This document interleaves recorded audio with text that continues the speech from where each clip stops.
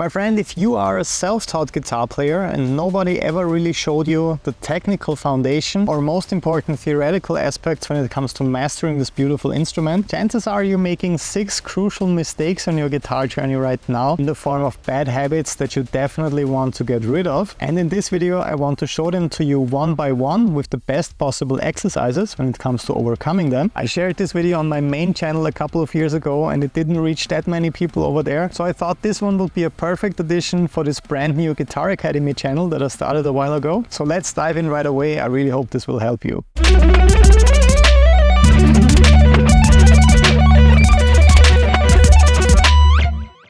So right away, this is one of the frustrations I keep hearing about the most. I get tons of string noise when I'm playing with distortion. The open strings are always ringing through. I need a fret rep whenever I'm playing solos, and so on. That sounds familiar, right? So let's talk about it. One of the biggest problems is the accidental pull-off motion whenever you lift your fingers from the fretboard. So that means if you're not playing for that long, or maybe if you never paid attention to it, your fretting hand fingers sometimes generate that kind of unwanted noise when you lift them from the strings, either causing a small unwanted pull-off motion like that, or sometimes you're simply touching the other strings while you're playing with your fingers. This is a big problem that will prevent your progress sound and also technique-wise, but it's easy to fix.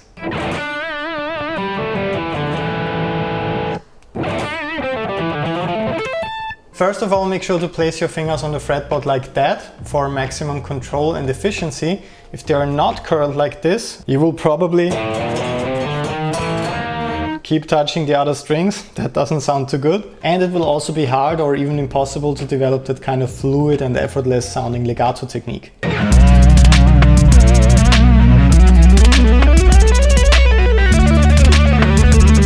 That won't really be possible when you're playing like that. At least I can't do it. Second tip. A lot of rock and metal guitar players use way too much force with their fretting hand and we tend to cramp up easily as soon as things get really fast and complex. This was quite a big issue for me as well, especially when I was playing live. As soon as I started reducing pressure with focus on staying more relaxed, I sounded much better and got much less string noise. I promise you will be really surprised by how effortless and fluid you're sounding as soon as you remind yourself not to squeeze the neck like that all the time when you're playing, and as soon as you're avoiding unnecessary finger and also wrist movement like that. And one last tip, don't always just mute with your palm to reduce string noise.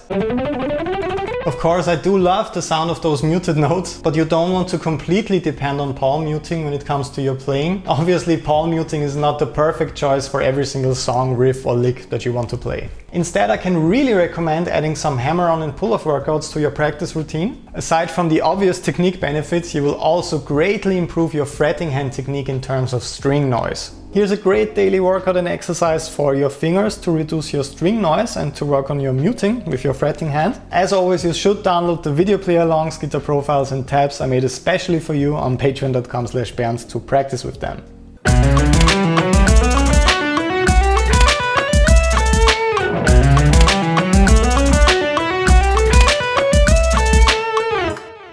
Okay, I hope you're ready for this. This is one of the most important topics ever. It doesn't matter if you see yourself as a rhythm guitar player, or as a lead guitar player, or if you play jazz, or metal. If you don't learn to confidently play in time, you won't make any real progress on your guitar journey. And the solution is not just practice with a metronome, but it's the first step into the right direction. You might not like this sound at first, but it's immensely important to have this timing reference in your practice routine. If you just play exercises randomly and can't check if you're dragging or rushing, you miss out on one of the most important aspects of your daily practice routine. One tip or daily habit that has helped me out a lot with this is constantly recording to a click at home. I record new music for myself or for session jobs pretty much every day, and I'm making these YouTube videos obviously, and that essentially means I have to record to a click every single day. So if you want to avoid an extremely embarrassing first day in the studio,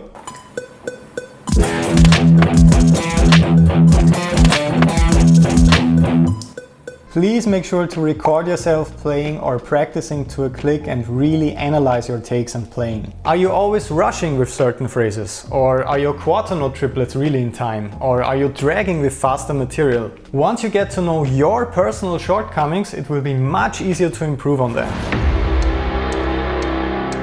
So in case you want to work on that from now on, which we all should do more, I have another really cool timing workout for your practice routine. You probably missed this really cool workout, it didn't get a lot of views when I posted it originally. Because, say it with me, still around 70% of you guys and girls are not subscribed to this channel. Yes, I swear I'm not making this number up, and you keep missing tons of really helpful exercises like that. So make sure to join us today to become a real part of our YouTube Shred community.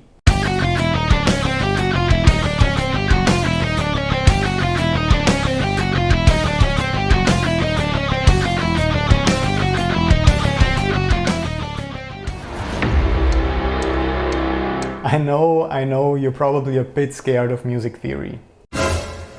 A lot of players even get defensive about it, claiming that theory hurts your natural sound and creativity. In my personal experience over the last 15 years of playing, this could not be farther from the truth. You need at least a basic understanding of theory to know which scales to use for your guitar solos, to know which chords are in a key for your songwriting. It's so frustrating to constantly feel stuck in the same boring old scale shapes, and it will kill your progress at one point if you don't develop some fundamental music theory skills. Please trust me on this, it's not that bad. Here's a suggested, easy, quickly summarized roadmap for you. If I could start again with all this, I would start with learning the notes on my fretboard. I recently even posted a whole course on fretboard visualization and memorization for all students on Patreon. Next, you can study the intervals, their names and sound, so you won't be confused anymore when somebody says scary words like minor third or major seventh.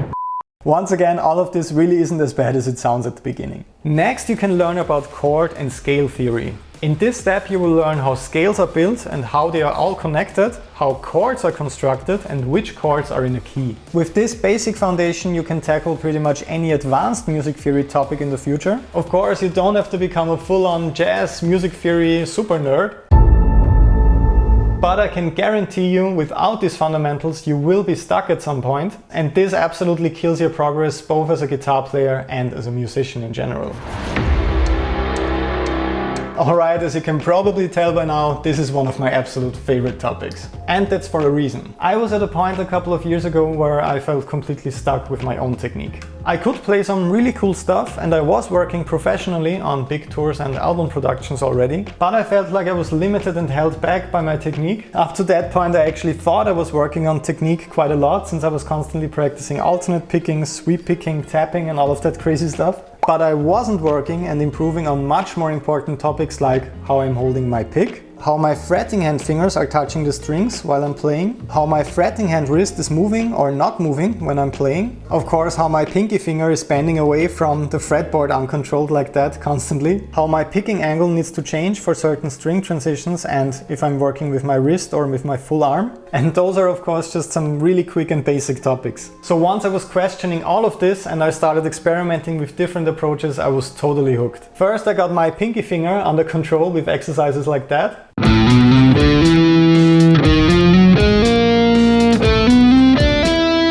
Up next I was working on my picking technique, closing my hand and working with my wrist instead of my full arm. That's exactly what we discussed in last week's video, and exercises like that one really helped me with that.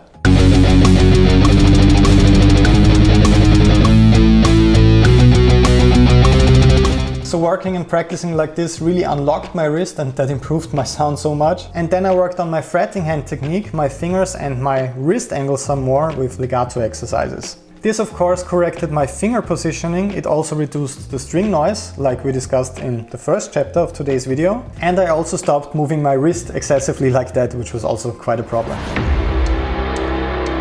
To make a long story short, I stopped seeing technique as many small topics like alternate picking or sweep picking and started to see the bigger picture. How am I actually holding the guitar? How are my fretting hand fingers working? Where are the weaknesses with my picking technique? And so on. So if you feel right now that your technique is holding you back, just make a list of all the aspects you want to improve and actively work on this in your practice routine.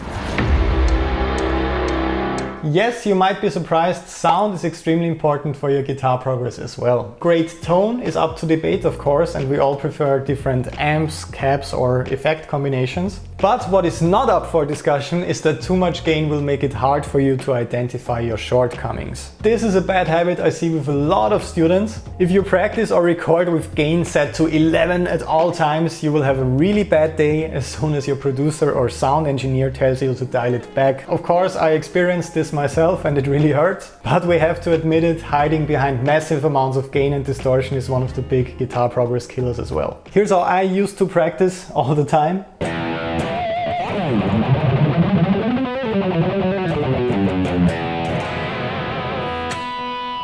That's a cool kind of sound, but when I'm practicing, this is how it sounds like right now.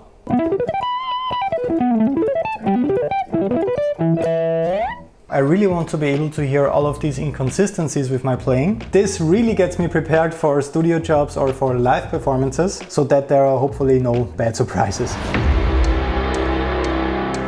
So I can really recommend trying out a clean sound or just less effects in your next practice routine. It might hurt a bit in the beginning since you thought you sound better and more accomplished already. At least that's how I felt like when I turned down the gain for the very first time. But in the long run, this will really help with cleaning up your playing and technique, and you will make much faster and better progress this way. So how do all previously discussed bad habits connect and potentially kill your guitar progress? In your daily practice routine, of course. We talked about routines a lot on this channel, and if you're subscribed and part of our awesome community here, you know that I love to work with practice plans and I also love recommending this system. But one bad habit or topic I didn't mention yet is challenging yourself accordingly with this. We all hate to sound bad, and it's not a good feeling to fail, especially with something you're so passionate about. But this is absolutely necessary to get better. Simply put, if you sound absolutely amazing when you're practicing every day,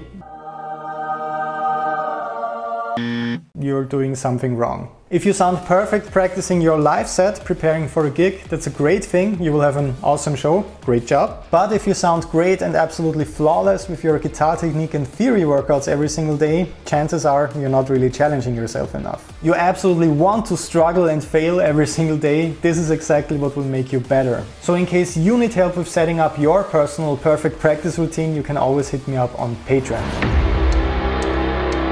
Alright, thanks so much for watching today's episode all the way until the end. Please let me know about your biggest progress killer in the comments down below. And please also let me know in case I forgot some bad habits that I should have added to this list. Maybe we can do this again in the future. As always, your reward for watching this video until the end is today's random German word, Erdgeschoss. That's not a dangerous military weapon, it actually means first floor or ground floor. Make sure to comment this word down below to confuse everybody who didn't watch this video until the end. Subscribe to stay updated, leave a like in case you enjoyed, and see you next time. Bye bye.